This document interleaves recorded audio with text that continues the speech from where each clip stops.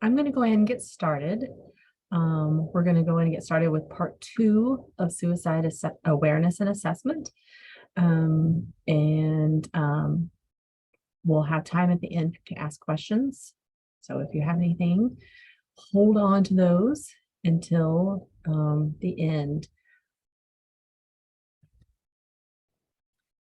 Just want to give you a quick bio of myself. This was also the exact same thing I shared in part 1, but just in case, if you skipped ahead and went to part 2, for myself, my name is Kristen Fucci, LCPC in Kansas, LPC in Missouri, board approved supervised in both states, graduated from UNKC with a master's in counseling and guidance in 2007. Since that time, I've been in a variety of settings, included working with families, clinical work of abused, neglected children, home-based therapy, early childhood mental health, managing PHP and IOP programming at a behavioral health hospital, and also private practice experience.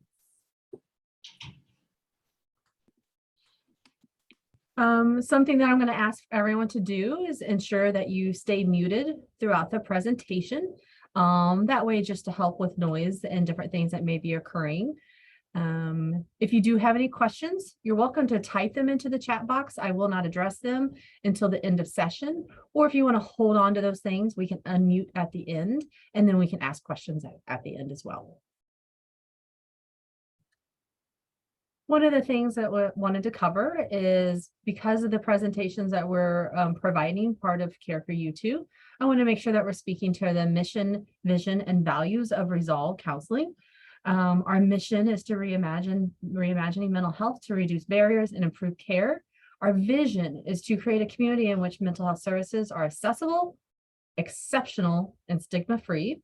And then our values here are high-quality services, serve the community, prioritize inclusion, compassionate teamwork, and continual improvement. So as you can see from looking at those values, CARE4U2 applies on multiple different levels. In this presentation as well.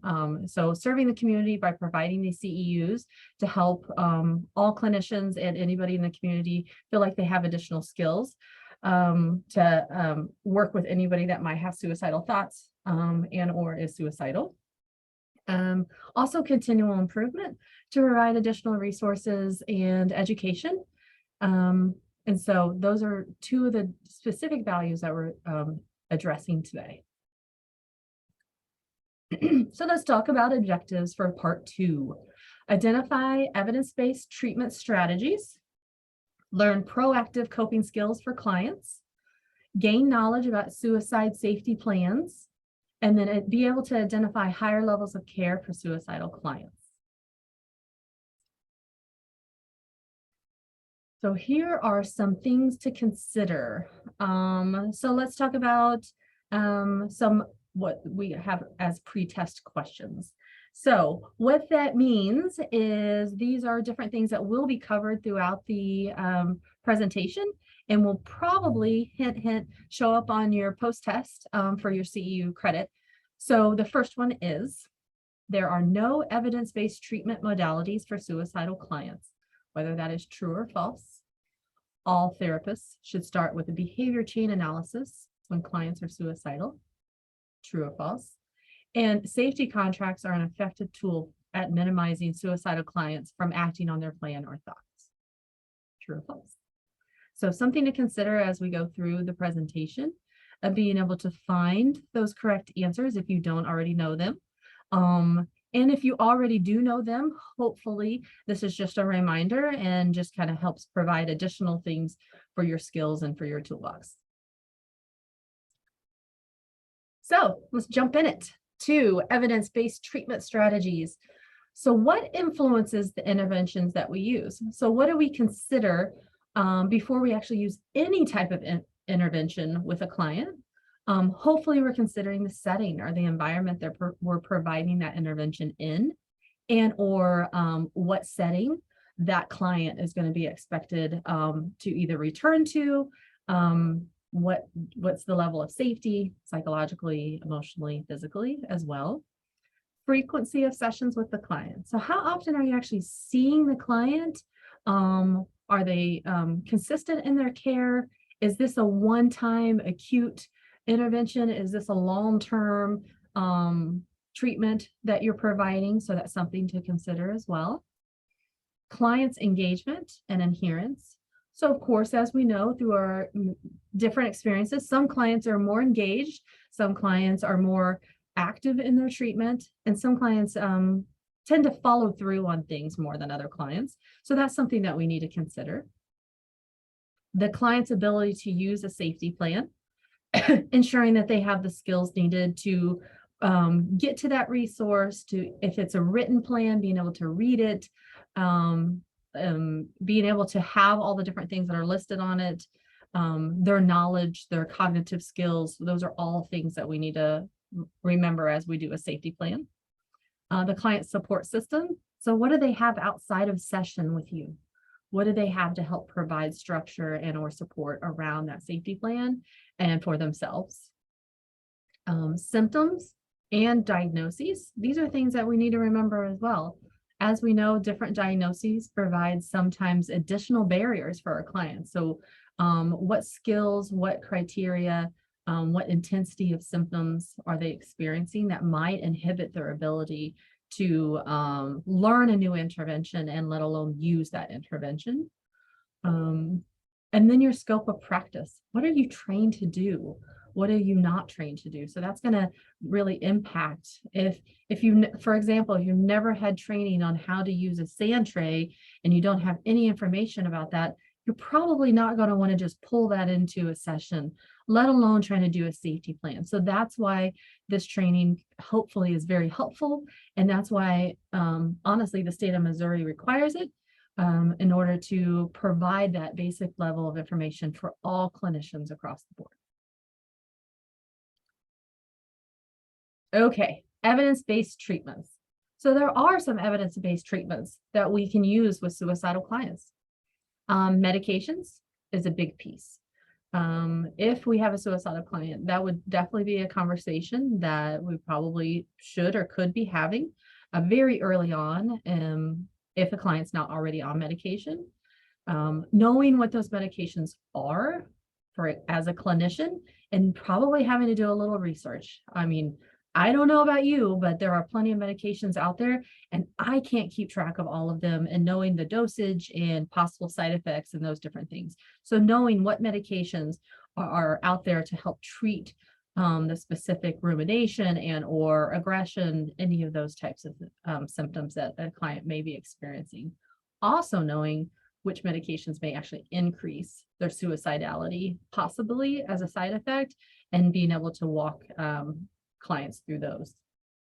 Another evidence-based treatment for suicidal thoughts and or actions, which also includes depression, bipolar, schizoaffective, and schizophrenia, sometimes some treatment-resistant depression also.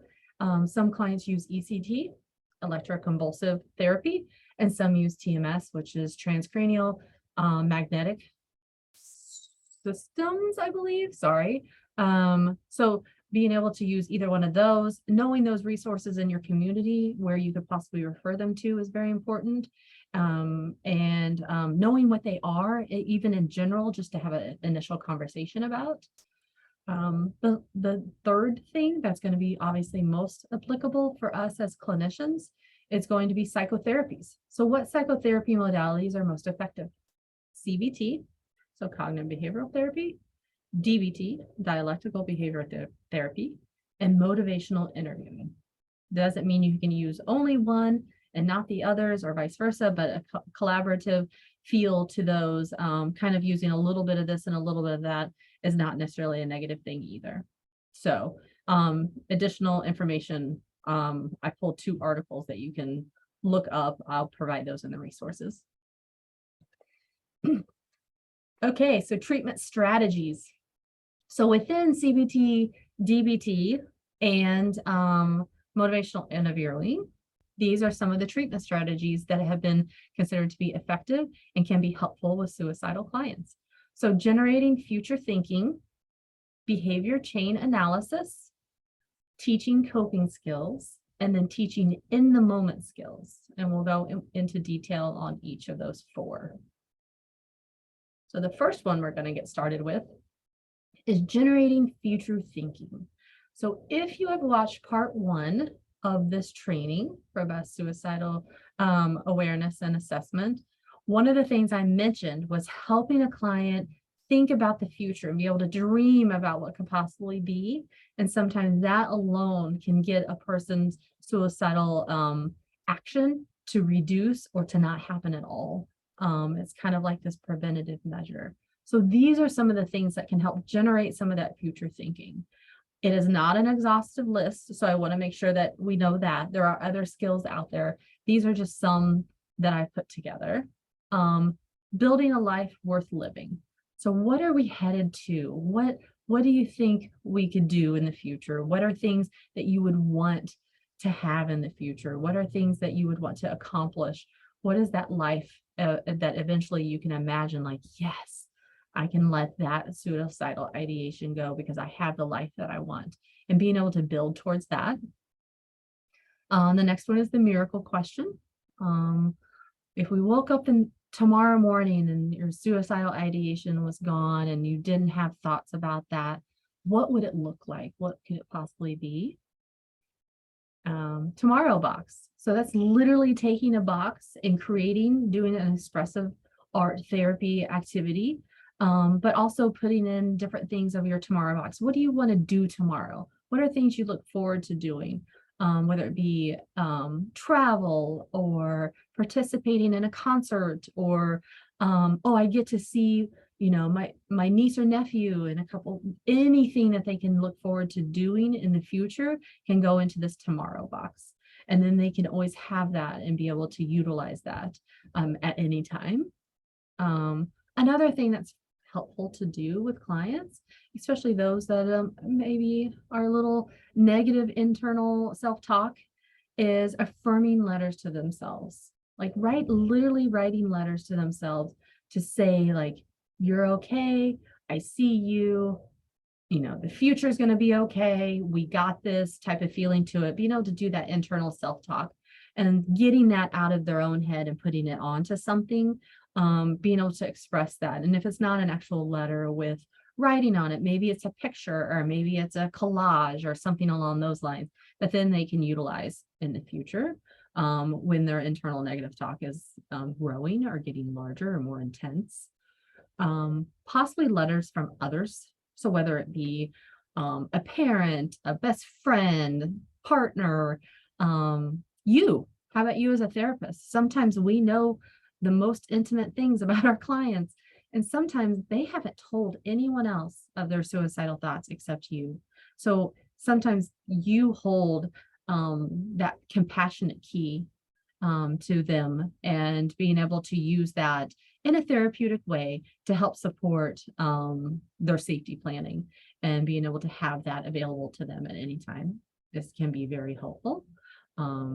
And then the other one is mental movies. So literally imagining and creating this visual story or a movie of what they want, or what they can imagine life would be, kind of similar to the miracle question, but instead of being only about words, it's creating snapshots and pictures of what that can look like. And that can be very therapeutic for people as well. So any of those, plus, like I said, I'm sure there's so many more that we use with our clients, but being mindful of what are some of the ways to create some more future thinking for them, get them out of this moment, which just seems to consume them, and look forward in any capacity, even if it's 3 hours from now, 7 hours from now, a day from now, and just kind of grow from that. That can be helpful too, to kind of break it down so it doesn't have to feel like so heavy and so consuming for them.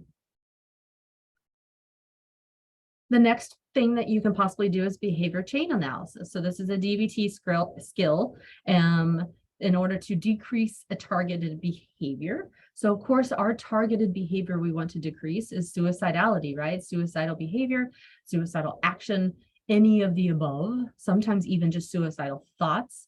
So this is a way that you can help very collaborative work with the client.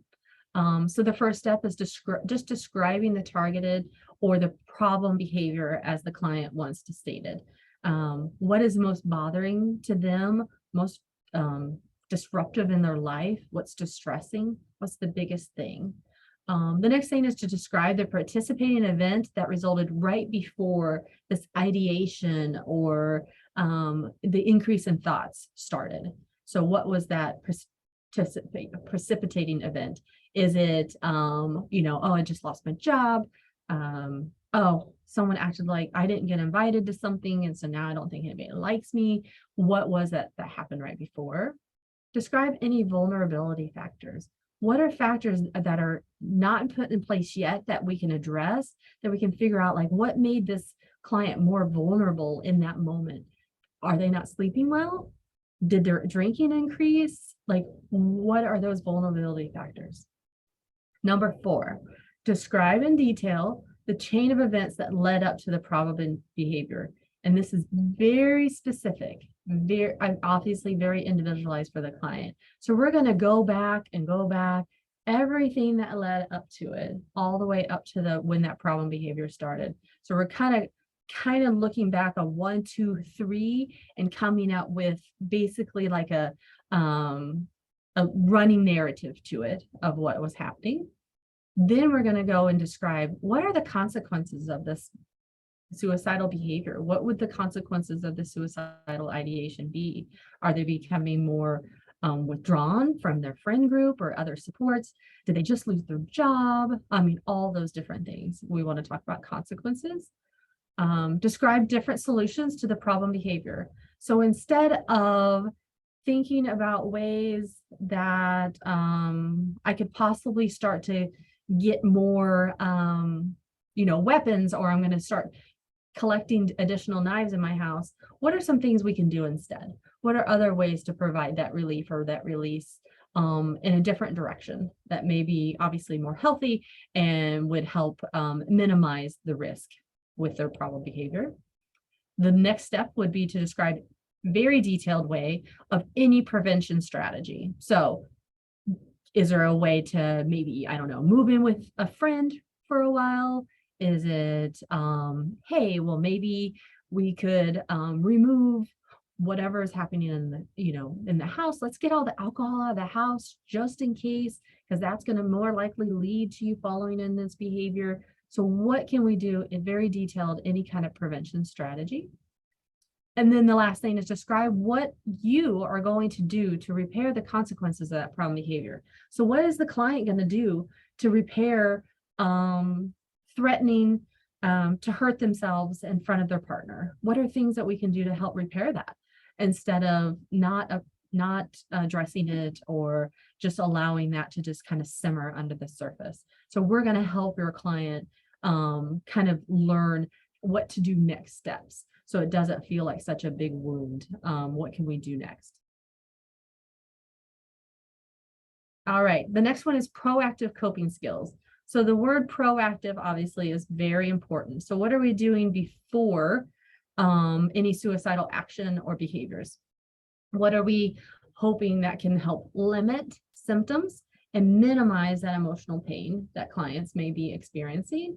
So, and like I said before, it needs to be proactive. So not something to do, oh, once I did that, then now this is what I'm going to do. It's like, oh, before we even get to that step, what can we put in place first? So one of those is making healthy choices and using coping skills, even when the symptoms are manageable. So not just when they feel like they're overwhelming, I'm not able to manage them anymore. They're outside that window of tolerance, basically. We need to be doing stuff before you reach your maximum. What can we do to help keep you from reaching your maximum? Those are all those different things. Of course, making healthy choices.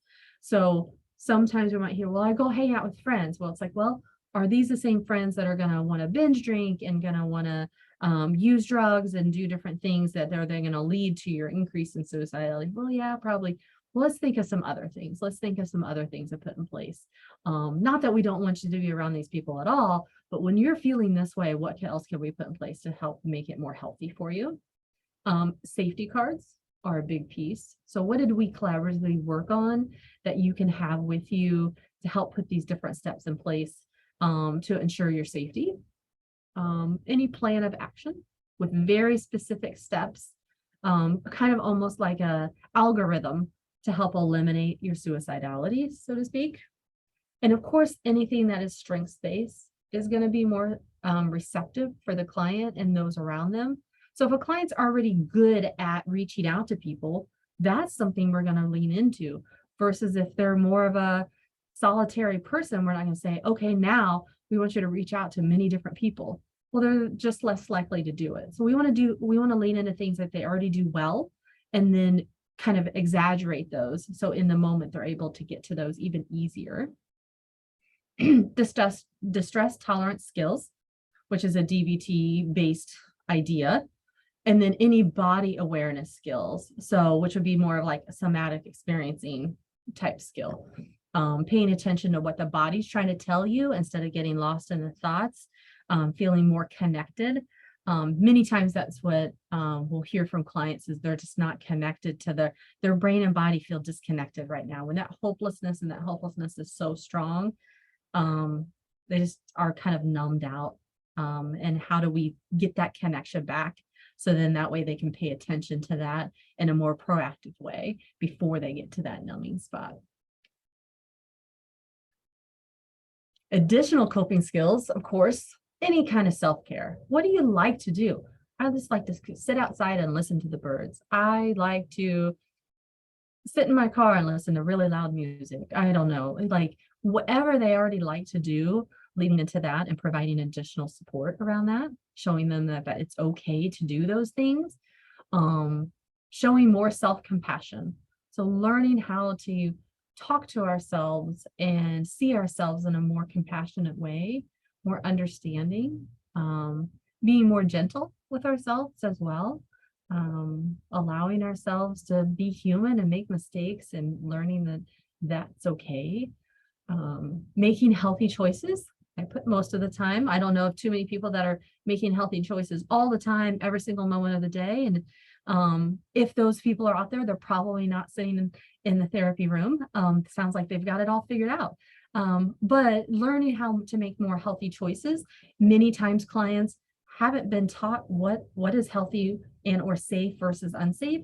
And so it's just going through that and connecting with them to let them kind of expand on their idea of what healthy is and what's good for them, and allowing them to know that it's okay to do that. Pleasant events and activities. So, oh, I like to go to the movies, or I like to go out to eat. I enjoy reading a good book, anything that is pleasant for them to do, being able to use those in a proactive way. Any kind of education. Many times we don't know what we don't know. And so we sometimes don't realize that there are other options out there. So it's being able to educate our clients of what could possibly also work, and talking through those. Sometimes for some clients, learning about their symptoms and what do those mean? What are they trying to tell us? Where did they come from? Why all of a sudden did I stop sleeping? Man, my appetite's really changed. Well, let's talk about those symptoms. Let's talk about why they're happening. And then sometimes talking about a diagnosis. For some clients, learning about their diagnosis gives them power and gives them a sense of control of, now I know what to deal with. Now I know I can, what's going to be effective, what's not going to be effective, those types of things. Obviously for some clients that's not as helpful. So you have to use your therapeutic judgment there. A harm reduction model for any type of unhealthy coping skill. So how do we slowly start to, while we're trying to build up more healthy skills, how do we slowly start to back away from those unhealthy coping skills? And we use what we call a harm reduction model for that. And then any kind of support that they can have around them, whether it be online, in person, community, anonymous support. We'd look into those hotlines and even the new 988 number that just came out, looking into anything that could possibly be seen as a support by the client. And then the last one is in the moment skills. So in part one, we talked about the time of action for those that have suicidal thoughts and they're starting to have suicidal behaviors. then the action time when they actually go through their plan and do what's on their plan or what they're thinking is in their plan. So that time is between 1 to 19 minutes, right? So in the moment skills are used when they are on the 0 minute, right before the action starts. So, or hopefully in a more proactive sense, but these are the skills that they can use right then. Clients need to be able to access to resources which provide immediate relief.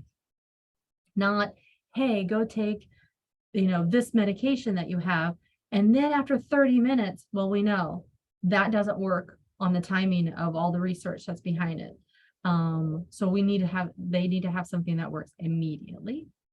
They need to be skills the client can use on their own without assistance. So it's not, hey, go find your roommate and then you can sit there and you can do this together. It's got to be something that doesn't need anything else to help take place. And then the skill must match the intensity of the symptom. So if it's a real high intensity symptom, we're not going to try to match it up with, oh, let's just journal about that.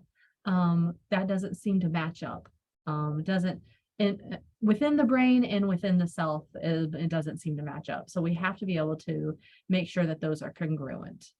So in the moment skills could possibly be progressive muscle relaxation. So really being able, and that goes back to the being connected to the body, being able to get out of the brain, get out of sometimes the action mode and focus on the body. That's going to hopefully take up some of that time. So then the clock would start, you'd be back at 0 again. So you have more time and more ability to keep that person from going into the action mode. Relaxation and or breathing exercises. And there are so many out there. We have to do some initial work with clients to figure out which ones are they more receptive to and which ones are they more likely to use, practice, and be able to manage on their own. Affirmations. So what is that internal saying they can say to themselves, kind of like a mantra, the positive affirmations. You're okay, you're okay, you're okay, you're safe, whatever you could get them to say to themselves. Any of the DBT skills of mindfulness, emotion regulation, and or distress tolerance. One specific thing that has been shared before is what we call an ice water hand bath. So being able to put ice in water and put your hands in there, it's kind of obviously a shocking to your body to kind of wake it up, so to speak. And what it does is it allows that person to be truly present, get out of that rumination and that action mode, and then kind of almost have a reset. Any kind of positive sensory input for them. And finding out what that could be. Is it aromatherapy? They have their favorite smell kind of saved on a cotton ball in a plastic bag. They can pull that out at any time. They keep it in their pocket. Is it favorite music? Is it whatever it can be to help them be back into the here and now and get back into a more proactive sense of using their coping skills? And then the other one is a cold water continuous drink. So the cold water part is, of course, to kind of wake up our nervous system.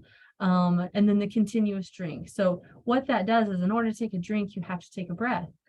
So it makes you keep the water up to your mouth, some capacity, some kind of bottle, and then being able to breathe while you take drinks. So it really makes a person be aware of what is happening. It also makes them then focus only on that to get out of the action mode for their suicidal thoughts. So those are examples of in the moment skills. Obviously, again, this is not an exhaustive list, but just wanted to kind of give you some ideas of things that you can share with your client. You can practice during session as well, which is always very helpful. So they know what to expect. And then they can use those skills whenever they need to. So treatment strategies. So safety contracts. Here's one of the things that I want to make sure that every single person, if you don't keep anything else in your head from any of this training, I want you to know a therapist should not have a client sign a contract stating they will not kill or hurt themselves. This was an older practice that has been shown to be very ineffective and at times literally dangerous for any client. So please do not have a client sign a safety contract. They are considered to be unethical. Agreements and or safety plans. So how do we use that? Well, that's because they're focused on the strengths of the client, and they're what will they do? They will do this when they're feeling this way versus what they will not do. So it wires the brain in a different way for more of a positive psychology twist to it. Safety plans, there's lots of different templates out there. I'll show you Stanley and Brown, which is the most recognized kind of standardized safety plan that you've probably seen out there. One of the things that you can also do for your client is to have little what we call crisis safety cards or coping cards. They can keep them in their pocket, they can keep them in their wallet, they can keep them on their phone, whatever they need to do. And that way it's with them at all times. That lists out their safety plan and what they will do when they're feeling this way or when they're feeling that way to help them walking through the steps. So here's an example. This is what the Stanley Brown safety plan looks like. Very clear sections. You probably, if you've been in mental health for a little bit and definitely been in graduate school and those types of things, you've probably seen this in some capacity. Many hospitals and or doctor's offices use something similar as well. Just even in their discharge planning, this is what will happen. This is what you'll do when you're starting to feel this way. So this is an example of what a safety plan can look like. What then you would do on a safety card is minimize that down. So it's kind of obviously really small print. Maybe we're not going to list out, 8 different people. We could list out the top 2 or 3 that they're more likely to. And you can be very specific on internalized coping strategies and those types of things. So just wanted you to see an example. So more information about the suicide safety plan. So one size does not fit all. They need to be very specific to the client. So if you have several different suicidal clients, it's not like you can just have one on the copier and just make copies of it over and over and over again. You really have to collaborate and be individualized for the client. Things to consider though, when you are doing a safety plan. Client resources. What do they have access to? Excuse me. Supports that they may have around them. And once again, their ability to adhere and follow through on things and what their history of that has been in treatment with you and or their treatment over time. Those are very big things to consider before doing a safety plan and how you write up a safety plan. So one of the first things is, what does the client agree to do? What are they able to do? So obviously this is going to look very different for a minor, maybe, than it is for an adult, depending on their cognitive level, their emotional intelligence, different things that may be happening, different supports that they have around them, any skills that they already have that they do well, contacting any type of support. Do they actually have the means to do that? Sometimes adults and or teens, they don't have a cell phone to just immediately call somebody. And we know about that time frame. They don't have time to walk to their house or those types of things from 0 to 19 minutes. We have to be mindful of that as well. And then we want to talk about hospital preferences. So if we get to this level, where do you want to go? What are you familiar with? What is something that you would maybe be not necessarily comfortable with, but it would be okay to have happen? Try to eliminate any avenue of surprise if we get to that level where we need to be hospitalized. Means, of course, we want to be able to minimize and avoid access to whatever their plan identifies as how they would actually kill themselves. We want to make sure that we're minimizing that and avoiding access. So that's something that's going to be on their safety plan. So as we notice that, oh, these thoughts are increasing, let's go to that next step on your safety plan of minimizing. Oh, okay, good. We're going to call, your brother, and we're going to make sure that they come over and get the gun out of your house. Awesome. What's your brother's name? What's the phone number? We're going to make sure that we're listing all that out. anything to help minimize that access. The next thing is identify the client's warning signs when what to do when each happens. So for some clients, especially those that have been suicidal before, what are those indicators? What are those big things? What are the big warnings for them? Maybe they just stop sleeping. Oh gosh, I haven't eaten in 4 days. Okay, that's probably going to be a warning sign. Maybe I haven't been out of my house in a week. Okay, let's talk about that. So what are those warning signs and what to do when they happen? Not just let's identify them, but what are we going to do on next steps? And then, of course, we're going to want to talk about any reasons for living, anything, everything, whatever it could possibly be. We want then this safety plan to be shared with as many support people as this person has. So then everybody knows, oh, if this person is calling me and they're saying this and this and this is what I can do to help. This is what's on their safety plan. And then we can go into that mode so that everybody feels prepared and is educated on how to support this person. The next thing is discuss and problem solve barriers. Anticipate avoidance and resistance by clients. So discuss and problem solve barriers. So sometimes we hear, well, I'm not going to go to the hospital. I don't have insurance. Okay, let's talk through that. Let's figure that out. I don't have a ride. I don't know how I would even get there. All right, let's talk about that. Let's figure it out. Actually, for the next 3 weeks, my biggest support person is going to be traveling for work and won't be available. Okay, let's talk about it. Let's figure it out. So those are the types of barriers that you can work through. And then the big one, of course, is anticipating any avoidance or resistance by the client. So sometimes we hear, obviously, when a person's very hopeless, they're helpless, they're kind of vulnerable and exposed for their suicidal thoughts.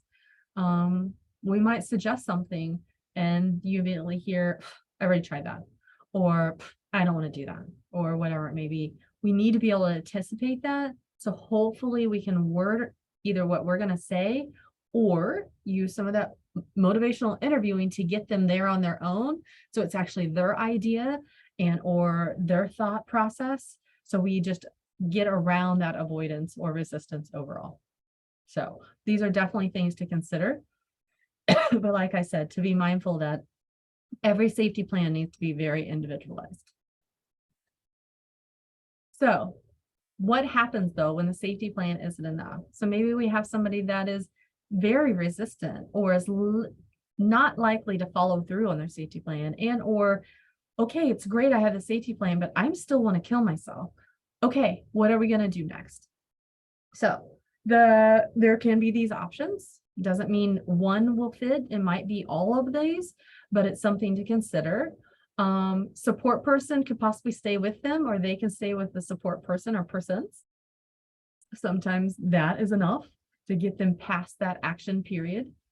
For you, consultation, second opinion, consultation, bringing anybody in other than the person's, bringing in other persons on the treatment team. So does the suicidal client already have either a PCP or a psychiatrist involved?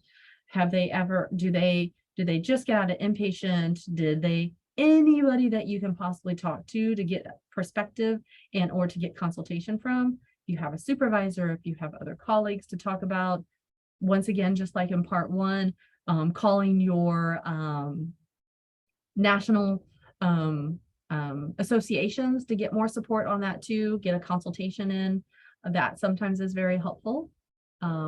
Sometimes the person needs a change in level of care. So if they're in, I don't know, once a month, or they're only coming in every other week for therapy, maybe we need to just increase your outpatient sessions for a while. We need to do some additional check-ins, whether it be by phone or in person. Maybe we need to add a group, and then that way they're getting group support on top of the individual support. That can be very helpful, whether it be support group or therapeutic group of some sense. There's always IOP, intensive outpatient programs. So typically that's 9 hours a week of intense therapy. That can be, depending on the programming at each specific place, it can be 3 different times a week. It can be up to 5 different times a week. So it kind of just depends on how a program has that set up, and or what the insurance will pay for. The other one is partial hospitalization. That is 5 days a week, usually for at least 6 hours a day. That's a lot of therapy. But both of those programs also, what they get is they get psychiatric check-in with a psychiatrist. That's a requirement for both of those. So they're getting those meds checked on a regular basis to help mitigate that risk as well. The other option is hospitalization. Sometimes, hopefully, it can be, most of the time can be voluntary. But if we get to that level where this person doesn't have the insight, doesn't have the cognitive skills at this point, can't see beyond the moment, we might have to do an involuntary hospitalization, which is writing in a statement to say why I think this person is not safe and why they need to be hospitalized. That sometimes can happen as well. Hopefully you can bring somebody in on their safety plan to help support that process. But sometimes hospitalization is the only place that we can kind of guarantee their safety. And sometimes that's what we need to do as therapists. So knowing that all what those options are, having those conversations on a regular basis, sometimes with clients that are suicidal, of, hey, if it ever came up to the point where I felt like you weren't safe, what hospital would you even like to go to? Hopefully it's on the safety plan. These are the hospitals around us. Would you like to have a friend come pick you up, or would you like to, depending on the level of what the plan is for the client, we might have to call an ambulance and or the police to help making sure that that person doesn't leave. It just kind of depends on the client. So something to consider and to think about as a therapist of what is your setting, what is your environment, and how to set yourself up for success.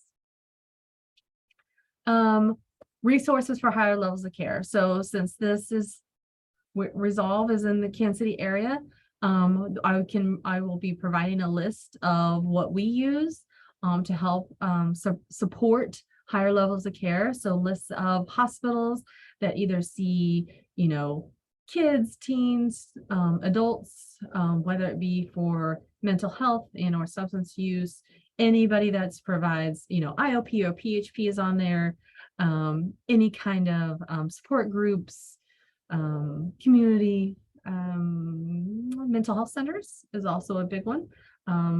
So any of those things that we can help provide for our client. Obviously, national phone, text lines, 988 just started, let's see how many days ago, about 2 weeks ago, almost exactly. So there are lots of different things out there that we can use depending on how the client identifies and what they would be helpful. Are they more likely to call? Are they more likely to text? Just kind of figuring out what that can look like. All right, so here's are some of the resources that are listed in the presentation. So if there's something in there that was a specific article, I've provided the link. If not, those are books and or periodicals that would need to gain access to find those answers. And then what we have now is a fun time to talk and or to ask questions. If anybody has questions, I would like to be able to hear you. So you'd have to unmute yourself, so to speak, or if you want to type anything into the chat box, I'd be happy to do that as well.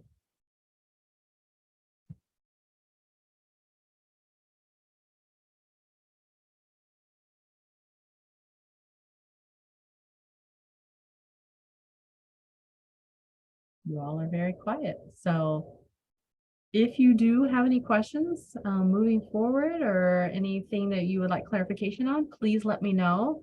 I can be reached by email or phone. And if not, I hope to, of course, see you out in the community soon. And I hope you have a great day. Thanks a lot. Bye.